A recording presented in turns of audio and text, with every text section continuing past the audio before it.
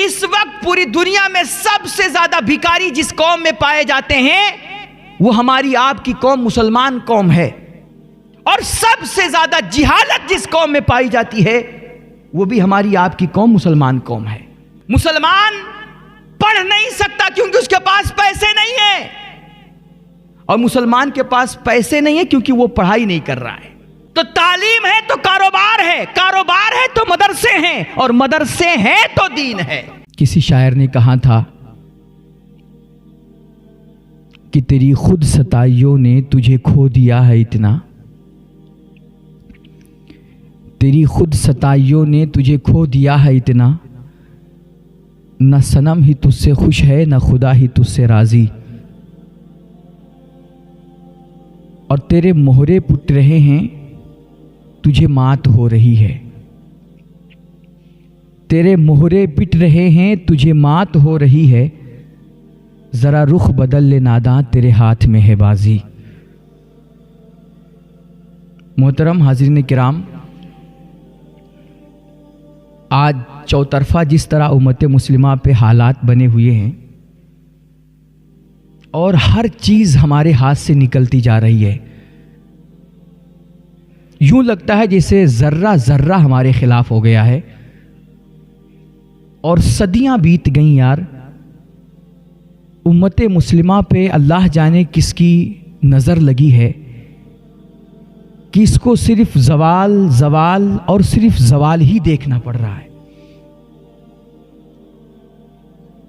और दुख की बात यह है कि आज हल बताने वाले, हमारे मसाइल का सॉल्यूशन बताने वाले, जो सॉल्यूशन हमें आपको दे रहे हैं वो भी इतनी पुरानी और वो घिसे पिटी बातें करते हैं कि वो जो मसला, जो हल बताते हैं मसले का, उस मसले के हल के लिए उम्मत मुस्लिमा आज से नहीं सैकड़ों साल से वो कोशिश में लगी हुई है, लेकिन फिर भी कोई नतीजा बाहर नहीं आ रहा है। मसलन हमें आपको बताया जाता है कि आज ये जो कुछ हमारे मसाइल हैं और हमारे सामने जो चैलेंजेस हैं, इनसे निमटने के लिए हमारी कौम को पढ़ना बहुत ज़रूरी है। बिल्कुल करेक्ट बात है, मैं बिल्कुल इत्तेफाक करता हूं कि पढ़ाई बहुत ज़रूरी है। एजुकेशन के बगैर कुछ नहीं हो सकता, लेकिन सवाल होता है कि कौन सी पढ़ाई। आज के इस 21वीं सदी में कि जो मशीनों का दौर है, एआई का ज़माना शुरू हो चुका है, आर्टिफिशियल इंटेलिजेंस का ज़माना शुरू हो चुका है। आपको मालूम होगा कि अभी एक खबर के मुताबिक 2024 में एक रोबोट हमारी मार्केट में आने वाला है। एक रोबोट बनाया गया है। उस रोबोट की, वैसे तो बहुत सारे रोबोट्स मार्केट में आ गए हैं और काम कर रहे हैं बहुत सारे मुल्कों में, चाइना वगैरह में देखिए तो रोबोट से बड़ा काम लिया जा रहा है, मशीनों से बड़ा काम हो रहा है। लेकिन 2025 में अभी जल्द ही एक ऐसा रोबोट्स आने वाला है हमारी मार्केट में कि जो इंसानों की जो सबसे बड़ी 5 सलाहियतें हैं ना, छूने की सलाहियत, चखने की सलाहियत, देखने की सलाहियत, सूंघने की सलाहियत, ये जो खास 5 हवासे खमसा जिनको कहते हैं, उस रोबोट की खासियत ये होगी कि उस रोबोट के अंदर ये 5 हवासे खमसा भी पाए जाएंगे और वो बिल्कुल सेम, उसका कद भी इंसानों जैसा है, उसका वजन भी इंसानों जैसा है, और वो सारा काम वो करेगा जो एक इंसान करता है। तो आज के इस दौर में कि जब मशीनें इतनी आगे बढ़ चुकी हैं, साइंस इतना आगे, इतनी तरक्की कर चुका है, और तरह तरह के रोबोट्स और मशीनें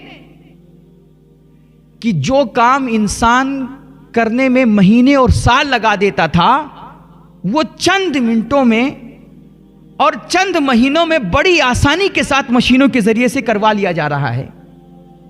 आप देखिए, वो हमारा एक दौर था पुराना कि जब हमारे मुहद्दिसीन को एक हदीस लेने के लिए, एक हदीस यार महीनों महीनों तक का सफ़र करना पड़ता था, मुश्किलात झेलने पड़ते थे, भूख प्यास काटनी पड़ती थी, थकावट से दो चार होते थे, महीनों महीनों सफ़र करते थे, तब जाकर के उनको कोई एक हदीस मिल पाती थी। लेकिन आज का ये हमारा ज़माना है कि भाई आपको जिस मौजू पर, जिस उन्वान पर कोई हदीस चाहिए, आप सिर्फ एक लफ्ज़ लिखिए उसके ताल्लुक से और गूगल आपको उस उन्वान पर सैकड़ों हदीसें हवाला जात कि किन किन किताबों में वो हदीसें दर्ज हैं, किन किन किताबों में वो हदीसें नकल की गई हैं, और फिर उनकी तशरीहात क्या हैं, उनकी तौज़ीहात क्या हैं, उलमा के उनके ऊपर कलाम क्या है, ये सारी तफसील के साथ, पूरी डिटेल के साथ सैकड़ों उस तरह की हदीसें गूगल एक क्लिक में ला करके आपके स्क्रीन पर सामने रख देगा। आप जाइए कहीं पर, आप सफ़र कर रहे हैं और कहीं अचानक रास्ता भूल जाइए और वहां पर रास्ता बताने वाला आपको कोई ना हो, आपके हाथ में मोबाइल रहता है हमा वक्त, आप मोबाइल में अपने गूगल मैप चालू कीजिए। भाई ये छोटा सा डिवाइस सैटेलाइट से जो कनेक्ट है, ये छोटा सा डिवाइस आपको कदम कदम पर आपकी ऐसी रहनुमाई करेगा ना कि यूं लगेगा कि जैसे कोई बहुत बड़े हमदर्द हमारे बुजुर्ग हैं जो हमारा हाथ पकड़ करके बता रहे हैं कि बेटा इस रास्ते पर जाना, इस रास्ते पर मत जाना, ये रास्ते से जाओगे तो तुम्हें ज़्यादा टाइम लगेगा, इस रास्ते से जाओगे तो बड़ी आसानी से पहुंच जाओगे, और 2 किलोमीटर जाओगे तो दाहिने मुड़ना है, थोड़ा और आगे जाओगे तो तुम्हें बाएं मुड़ना है, और इस रास्ते से जाओगे तो इतनी आसानी के साथ पहुंच जाओगे। ऐसे कदम कदम पे रहनुमाई कि मतलब बहुत बड़े बुजुर्ग जैसे आपके साथ बैठे हुए हों। तो आज जब मशीनें इतनी आगे निकल चुकी हैं, दुनिया इतनी तरक्की कर चुकी है, साइंस कहां से कहां पहुंच चुका है, आज के इस दौर में अगर कोई कहे कि भाई तमाम तुम्हारे मसाइल का हल सिर्फ एजुकेशन है, तो मैं उनकी इस बात से इत्तेफाक करूंगा और मैं भी मानूंगा कि हाँ भाई पढ़ाई लिखाई ही सब कुछ है। कोई भी कौम पढ़े लिखे बगैर दुनिया में तरक्की नहीं कर सकती है, आगे नहीं बढ़ सकती है, वो मसाइल और चैलेंजेस का सामना नहीं कर सकती है। पढ़ाई बहुत जरूरी है, लेकिन सवाल होता है कि कौन सी पढ़ाई, सवाल होता है कौन सी तालीम। यही जो हम सदियों से अपने बच्चों को सिखाते चले आए, A for apple, B for bird, और छोटा आ से अमरूद और बड़ा आ से आम। अगर इस तालीम की अगर आप बात कर रहे हैं तो इस तरह हमारी कौम में पढ़े लिखे मेरे ख्याल से घर घर में पाए जाते हैं,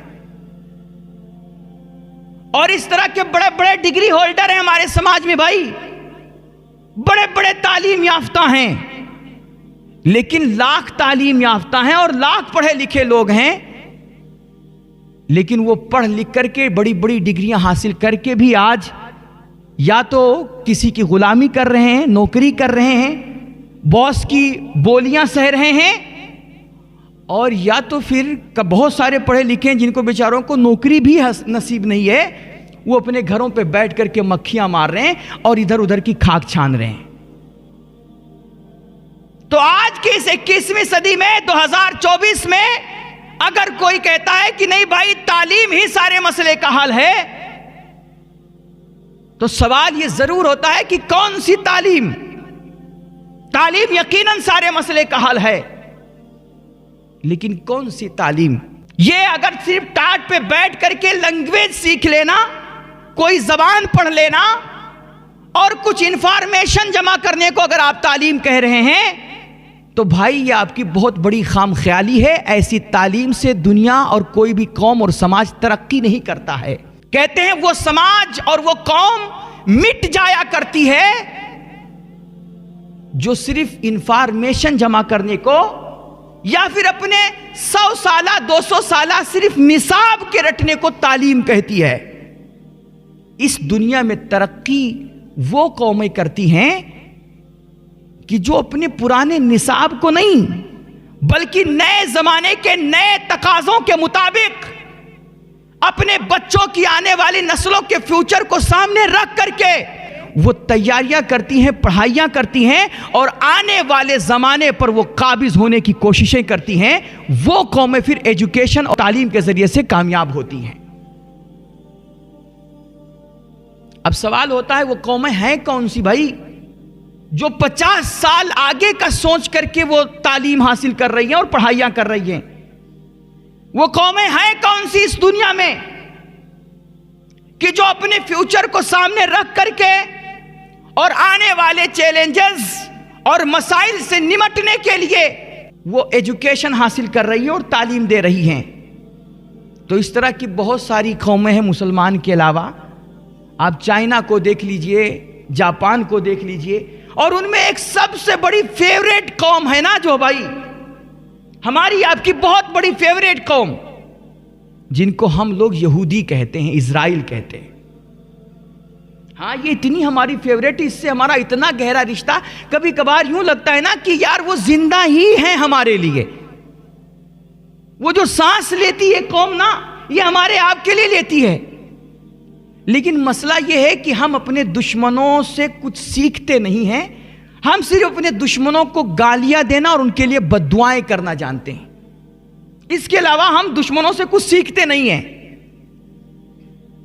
लेकिन ये वो कौमें हैं ना कि जो 50-60 साल आगे का सोच करके आज तालीम में लगी हुई हैं और अपने बच्चों को नए जमाने के नए तकाजों के मुताबिक, मुतालबात के मुताबिक वो अपने बच्चों को सही एजुकेशन दे रही हैं। इसकी एक मिसाल कि वो कौन सा एजुकेशन है और वो क्या तालीम है जो दे करके वो अपने बच्चों को इस तरह ट्रेंड कर रही हैं कि आने वाले ज़माने पर वो बिल्कुल तसल्लुत जमा सकें। तो उसकी एक मिसाल कहते हैं कि यहूदियों की एक बहुत बड़ी यूनिवर्सिटी है उनकी, टेल अबीब यूनिवर्सिटी। कौन सी यूनिवर्सिटी?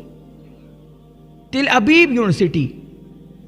कहते हैं इस यूनिवर्सिटी में ये अपने बच्चों को पढ़ाते हैं यहूदी, और जब उनके बच्चे पढ़ जाते हैं ना, उनके यहाँ का सिलेबस कंप्लीट हो जाता है, निसाब मुकम्मल हो जाता है, जब डिग्री देने का वक्त आता है ना, तो अपने बच्चों को, अपने स्टूडेंट्स को वो फौरन डिग्री नहीं देते हैं, बल्कि पढ़ाई कंप्लीट करने के बाद अब वो अपने बच्चों से कहते हैं कि बेटा अब तुम मैदान में जाओ और मार्केट में उतर करके अब तुम जाओ, कोई बिजनेस करो, कोई तिजारत करो, और जब तुम काम धंधा करके, बिजनेस करके अपने अकाउंट में ला करके हमें $10 लाख दिखा दोगे, $1 मिलियन कमा करके जब तुम दिखा दोगे, तब फिर उस वक्त हम तुमको डिग्री देंगे और तब हम तुम्हें ग्रेजुएट मानेंगे। चुनांचे उनके बच्चे पढ़ लिख करके अपना निसाब और सिलेबस मुकम्मल करने के बाद जाते हैं, मेहनतें करते हैं, बिजनेस करते हैं, तिजारत करते हैं, और तिजारत करने के बाद जब वो अपने अकाउंट में ला करके यूनिवर्सिटी के जिम्मेदारों को $1 मिलियन दिखा देते हैं, तब 40-45 साल की उम्र में एक बड़े पैमाने पर उनको डिग्री दी जाती है और तब उनको ग्रेजुएट माना जाता है, तालीम याफ्ता माना जाता है। अब आपके जहन में सवाल आया होगा कि आखिर वो कौन सी तालीम है और कौन सा सिलेबस है कि जो अपने बच्चों को यहूदी देते हैं और पढ़ने के बाद फौरन वो मदरसे से निकल करके, स्कूल से और कॉलेज से निकल करके, यूनिवर्सिटी से फारिग हो करके उनके बच्चे तिजारत करने लग जाते हैं। हमारे यहाँ तो बड़ा मसला ये होता है कि पढ़ लिख करके मदरसे से, यूनिवर्सिटीज के, कॉलेज से निकलने के बाद हमारे बच्चों के लिए सबसे बड़ा मसला होता है कि अब हम क्या करें, अब हम कहां जाएं, कौन सा जॉब करें, कौन सी नौकरी करें और किसके सहारे पले। लेकिन उनके बच्चे जब पढ़ लिख करके यूनिवर्सिटी से बाहर निकलते हैं तो वो फौरन बिजनेस में लग जाते हैं और कुछ ही दिनों में ला करके वो यूनिवर्सिटी के जिम्मेदारों को $1 मिलियन अपने अकाउंट में दिखा देते हैं। तो वो कौन सी तालीम देते हैं अपने बच्चों को और कौन सा निसाब पढ़ाते हैं, इसको समझने के लिए आपको ये सीधा आपके बगल में जो कन्नौज है ना, कन्नौज आना पड़ेगा। कन्नौज की इत्र बहुत मशहूर है, आप लोग जानते हैं। वहाँ पर इत्र बनाते हैं लोग। कहते हैं एक साहब बता रहे थे कि एक दफ़ा मैं कन्नौज में एक बहुत बड़ा मदरसा चल रहा है, मौलाना आफाक अहमद मुजद्दिदी अलैहि रहमा, उनका इंतकाल हो गया। बहुत बड़ा मदरसा, लड़कों का भी चल रहा है और लड़कियों का भी चल रहा है। तो कहते हैं कि मैं हुजूर आफाक अहमद मुजद्दिदी साहब अलैहि रहमा के मदरसे में एक मर्तबा गया, तो वहां पर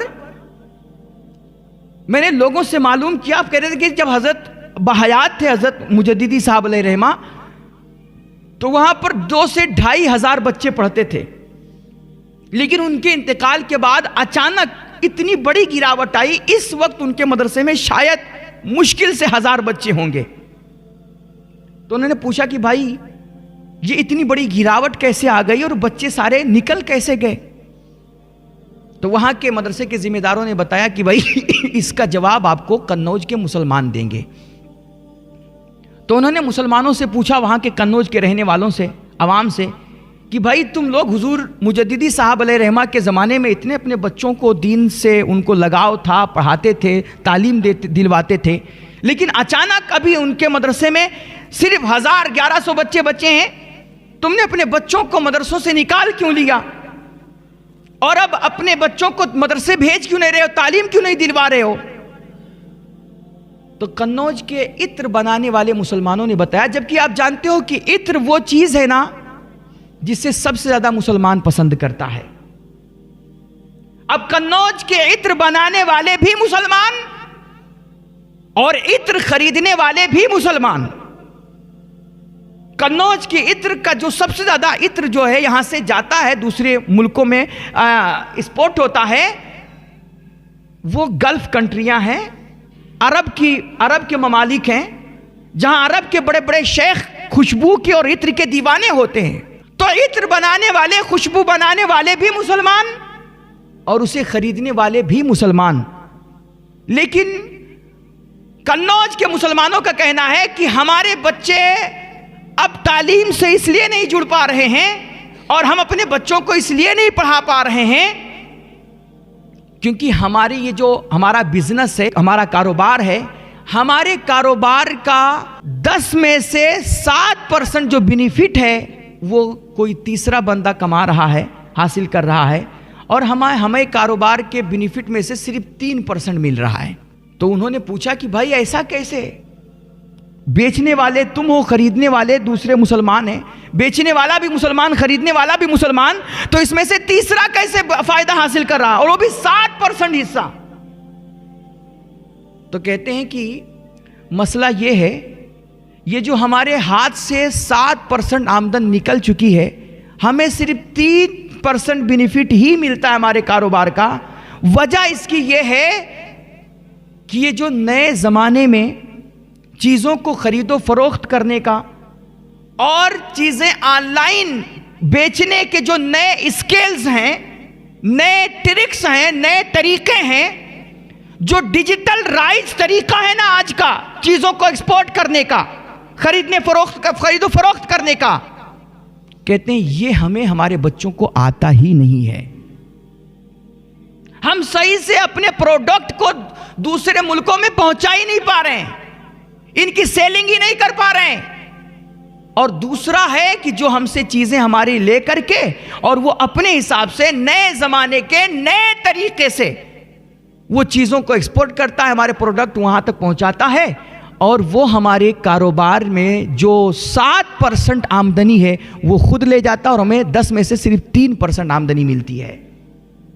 गोया कन्नौज के मुसलमान ये कह रहे हैं कि हमारे बच्चों को वो एजुकेशन नहीं मिल रहा है जो टेल अबीब जैसी यूनिवर्सिटियों में यहूदी अपने बच्चों को इस वक्त दे रहे हैं। इस नए जमाने के एतबार से इस तरक्की याफ्ता दौर में जो तालीम हमारे बच्चों को मिलनी चाहिए वो तालीम हमारे बच्चों को नहीं मिल रही है। उन्हें सिर्फ कुछ इंफॉर्मेशन रटाए जाते हैं, ए फॉर एप्पल और बी फॉर बर्ड सिर्फ पढ़ाया जाता है। लेकिन इस नए जमाने के जो चैलेंजेस हैं उन चैलेंजेस से निपटने के और इन मसाइल को हल करने के उन्हें नए तरीके नहीं बताए जा रहे हैं। इस वजह से लाख हमारे बच्चे तालीम हासिल करते रहे, लेकिन वो इस वक्त के हालात का सामना करने की सलाहियत नहीं रखते हैं और वो कभी तरक्की नहीं कर सकते। अभी एक बड़े अच्छे आलिम दीन हैं, मुफ्ती खालिद अय्यूब साहब की एक तकरीर बड़ी वायरल हुई। हुजूर हाफिज़ मिल्लत अलैहिर्रहमा के उर्स में उन्होंने एक तकरीर दी, 15-20 मिनट की तकरीर थी। उसमें उन्होंने बताया कि आज मुसलमान कहते हैं कि भारत सरकार ने 2006 में एक रिपोर्ट तैयार करवाई थी सच्चर कमेटी के जरिए से। तो सच्चर कमेटी की जो रिपोर्ट तैयार हुई ना, इस वक्त हमारे मुल्क में किस कौम को किस चीज की जरूरत है और तरक्की करने के लिए, आगे बढ़ने के लिए उन कौमों को क्या करना चाहिए, फिलहाल उनकी सिचुएशन क्या है और उनको करना क्या चाहिए। तो सच्चर कमेटी ने एक रिपोर्ट तैयार की, उनमें मुसलमान कौम का जब जायजा लिया गया तो पता चला कि मुसलमान इस वक्त 2 चीजों में सबसे ज्यादा पिछड़ा हुआ है। पूछा गया वो कौन सी 2 चीजें हैं, तो बताया एक तालीम है और दूसरी चीज तिजारत है, पैसा। इस वक्त पूरी दुनिया में सबसे ज्यादा भिखारी जिस कौम में पाए जाते हैं वो हमारी आपकी कौम मुसलमान कौम है, और सबसे ज्यादा जिहालत जिस कौम में पाई जाती है वो भी हमारी आपकी कौम मुसलमान कौम है। तो उन्होंने कहा मुसलमान 2 चीजों में सबसे ज्यादा पीछे है, एक तालीम और एक बिजनेस, तिजारत। और कहा ये दोनों चीजें जो है ना, ये कोई अलग अलग नहीं है, बल्कि ये दोनों चीजें आपस में गुत्थिम गुत्था हैं, ये एक दूसरे के लाजिम और मलजूम हैं। कहा मुसलमान तालीम में पीछे क्यों है? कहा मुसलमान तालीम में पीछे इसलिए है क्योंकि वो गरीब है। और कहा गरीब क्यों है? तो कहा गरीब इसलिए है क्योंकि वो तालीम में पीछे है। मुसलमान पढ़ नहीं सकता क्योंकि उसके पास पैसे नहीं है, और मुसलमान के पास पैसे नहीं है क्योंकि वो पढ़ाई नहीं कर रहा है। तो 2 चीजें बहुत अहम है मेरे भाई, दुनिया में तरक्की करने के लिए और अपने समाज को, कौम को मजबूत करने के लिए 2 चीजें ये बुनियादी हैं, एक है तालीम और एक है तिजारत। कन्नौज के मुसलमान गोया बता रहे हैं कि आज हमारे बच्चे तालीम हासिल नहीं कर पा रहे हैं, मदरसों से उनका रिश्ता टूट गया, स्कूलों से ताल्लुक टूट गया, क्योंकि हमारी जो कारोबार हमारा था, उस कारोबार की जो आमदन थी, उस आमदन में से 60% हिस्सा दूसरा लेकर के चला गया और हमारे पास सिर्फ आमदन का 3% हिस्सा बचा। हम माली तौर पे कमजोर हो गए, इसलिए हमारे बच्चे तालीम बराबर नहीं हासिल कर पा रहे हैं। हमारे उलमा आप हजरात को बताते हैं और कहते हैं कि भाई ये आज जो हमारे मुल्क में, कम से कम वैसे तो पूरी दुनिया में, लेकिन बिलखुसूस हम अपने मुल्क की बात करें कि मुल्क में आज जो दीन कुछ बाकी है, दीन का शऊर हमारे आपके अंदर बाकी है, ये थोड़ा बहुत जो हम रोज़ा नमाज करते हैं, अल्लाह रसूल को याद करते हैं और 5 वक्त ना सही जुमा ही को मस्जिद में आ जाते हैं, तो ये जो कुछ थोड़ा बहुत दीन का शऊर बाकी है, ये देन है मदरसों की, मदारिस इस्लामिया की। कहते हैं मदरसे हैं तो दीन है, यह बात बिल्कुल करेक्ट है, मैं इससे इत्तेफाक करता हूं। लेकिन सवाल होता है कि दीन अगर मदरसों से बाकी है तो मदरसे कैसे बाकी हैं, किस वजह से बाकी हैं? तो मेरे भाई, दीन अगर मदरसों से बाकी है ना, तो मदरसे हमारे आपके मुसलमानों के कारोबार से बाकी हैं। फिर अगला सवाल होता है कारोबार कैसे चलेगा? तो उसका जवाब ये आता है कारोबार उस वक्त सही तरीके से चलेगा जब हमारे बच्चे नए ज़माने के नए तकाज़ों के मुताबिक एजुकेशन हासिल करेंगे और तालीम याफ्ता बनेंगे। तो तालीम है तो कारोबार है, कारोबार है तो मदरसे हैं, और मदरसे हैं तो दीन है। आपको एक और मिसाल देता हूं मेरे भाई। अमेज़न के बारे में आप लोग जानते हैं अच्छे तरीके से, फ्लिपकार्ट है, अमेज़न है, ये कुछ प्लेटफॉर्म्स हैं जिनसे हम चीज़ें ऑनलाइन खरीदते हैं, ऑनलाइन चीज़ें मंगवाते हैं। आपको मालूम है कि जब कोरोना के दिन चल रहे थे ना, हमारे मुल्क में महामारी चल रही थी, और जिन दिनों हम अपने अपने घरों में कमरों में बंद होकर के ये देखते थे कि बटन बंद करने के बाद यह पंखा कितनी मर्तबा घूमता है, और मसलन क्रैकर बिस्किट में कितने सुराख होते हैं।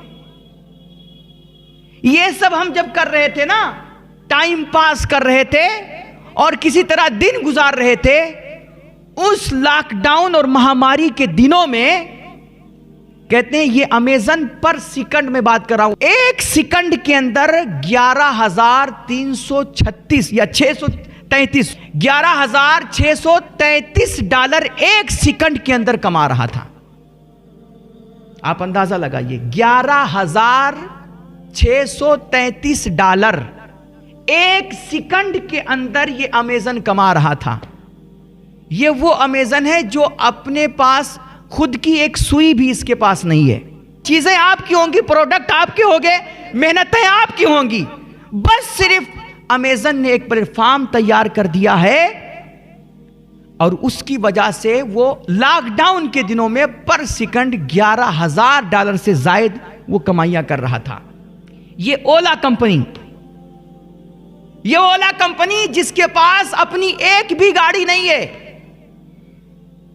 एक भी गाड़ी नहीं है, लेकिन आज ओला की लाखों गाड़ियां हमारे मुल्क में चल रही हैं, और वो ओला कुछ भी इन्वेस्ट नहीं करती है, लेकिन ना जाने एक एक मिनट में वो कितनी कमाइयां कर रही है। पैसा एक भी नहीं लगा उसका, इन्वेस्ट कुछ भी नहीं किया, गाड़ी आपकी, ड्राइविंग आप खुद करेंगे, पेट्रोल आप खुद डालेंगे, वक्त आपका लगेगा, लेकिन बस एक ऐप तैयार करके उसने प्लेटफॉर्म दे दिया। फायदा आपको भी मिल जा रहा है, आपको कस्टमर मिल जा रहे हैं, और उसने ऐप तैयार करके फ्री का ना जाने कितनी कमाइयां करना शुरू कर दी। तो ये सब वो ट्रिक्स हैं, वो स्किल्स हैं, और वो पढ़ाई, वो एजुकेशन है कि जिससे कौमें तरक्की करती हैं। लेकिन आज हमारे बच्चों को बस सिर्फ छोटा आ से अमरूद और बड़ा आ से आम पढ़ाया जा रहा है, और हम कह रहे हैं कि भैया जब तक पढ़ोगे नहीं, जब तक एजुकेशन नहीं हासिल करोगे, जब तक दुनिया में तुम्हारा कुछ नहीं हो सकता। तो ये इस तरह की पुराना 100 साल 200 साल निसाब हासिल करके, रट करके, इंफॉर्मेशन जमा करके, या कोई एक आध लैंग्वेज इंग्लिश बोलना आ गया भैया, फटाफट वो इंग्लिश बोलने लगा, तो ये बड़ा एजुकेटेड इंसान है और बड़ा जो है ये पढ़ा लिखा इंसान मालूम होता है। इस पढ़ाई से दुनिया तरक्की नहीं करती। ज्यादा ज्यादा आपको वाहवाही मिल जाएगी, लेकिन तरक्की आपको कभी नहीं मिल सकती है। तरक्की उस वक्त मिलेगी जब आप वो एजुकेशन हासिल करोगे कि जिसके जरिए से तुम आने वाले जमाने पर तसल्लुत जमाने और काबिज होने की तुम्हारे अंदर सलाहियत पैदा होगी। वो एजुकेशन कौमों को तरक्की दिलाती है, इसलिए बहुत जरूरी है। आज कहते हैं ना, एक छोटी सी और बात याद आ गई, ये हमारी कौम की जहालत है। आज कहते हैं ना, मुसलमान किसी से नहीं डरता, लेकिन हकीकत यह है ना कि पूरे मुल्क में, हिंदुस्तान में सबसे ज्यादा डरी हुई कोई कौम है ना, तो मुसलमान कौम है। सबसे ज्यादा डरी हुई, खौफजदा कोई कौम है। कहते हैं आजकल की सियासी पार्टियों को आईटी सेल की भी जरूरत नहीं रही।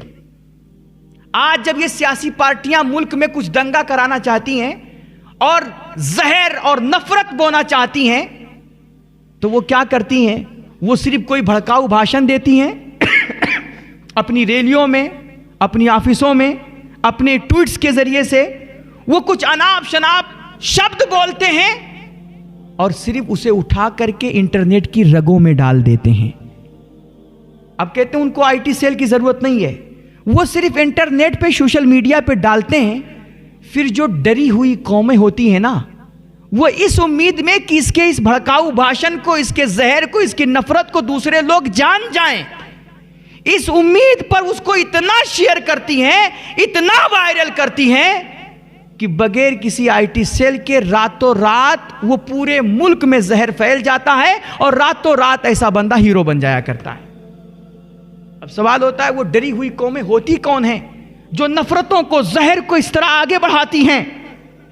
कहते हैं वो डरी हुई कौमें वो होती हैं जिनके पास अपने मुस्तकबिल की कोई तैयारी नहीं होती है, जिनके पास इन चैलेंजेस और इन मसाइल से, इन नफरतों से नबुर्दाज़मा होने के लिए कोई लाहे अमल नहीं होता है, जिनका कोई अपना कायद नहीं होता है, जिनका कोई अपना ढंग से रहनुमा नहीं होता है, वो कौमें डरी हुई होती हैं। और फिर आईटी सेल की जरूरत नहीं पड़ती है। नफरतें जो भी बोता है, मुजरिम, जुर्म करने वाला कोई और होता है, और उस जुर्म को फैलाने वाली ये डरी हुई कौमें होती हैं। इसलिए भाई, अगर अपने मुस्तकबिल को मजबूत करना है और अपने समाज को मजबूत करना है, कौमों को तरक्की दिलानी है, तो अब ये 100 साला 200 साला निसाब रटना ये छोड़िए। चाहते हो कि तुम्हारे बच्चे उरूज पे जाएं, तो अपने बच्चों को वो निसाब पढ़ाओ, ऐसी तालीम दो और वो एजुकेशन दो उनको कि जिससे वो नए ज़माने के नए मसाइल और नए चैलेंजेस का सामना करने की इनके अंदर हिम्मत पैदा हो, उनके अंदर स्किल्स आए, सलाहियतें पैदा हों, और इन मसाइल से खौफ ज़दा हुए बगैर वो इनके सामने सीना सिपर हो सकें।